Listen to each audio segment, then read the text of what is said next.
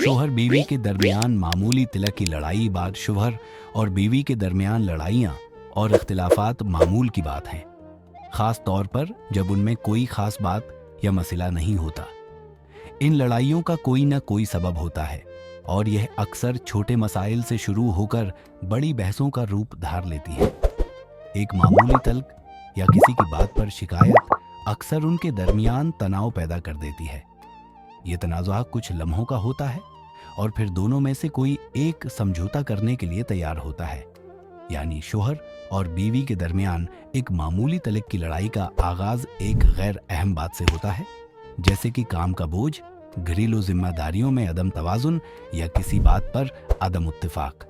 बीवी जब किसी छोटे बात पर शोहर से नाराज होती है तो वो अपने जज्बात को सच्चाई और हक में समझकर इजहार करती है।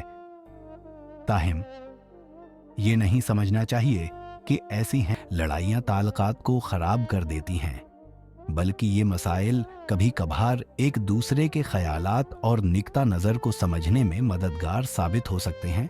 लेकिन जब शोहर और बीवी एक दूसरे की बात नहीं सुनते तो ये लड़ाई बढ़ती जाती है और बात दिल से दिल तक पहुंचने के बजाय सिर्फ बातों के तबादले तक महदूद हो जाती है। उस सूरत हाल में दोनों की इज्जत नफ्स और एक दूसरे के जज्बात को ठेस पहुंचने का खतरा होता है। इस कस्म की लड़ाइयों में एक दूसरे के रद्दअमल से कब्ल एक लम्हे के लिए रखकर सोचना बहुत होता है।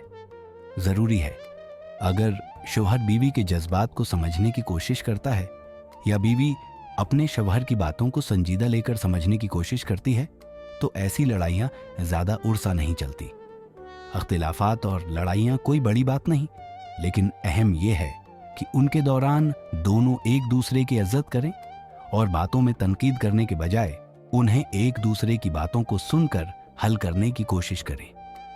उसके अलावा शौहर बीवी की मोहब्बत और एक दूसरे की ज़रूरतों का ख्याल रखते हुए अपने ताल्लुकात को मजबूत बना सकते हैं।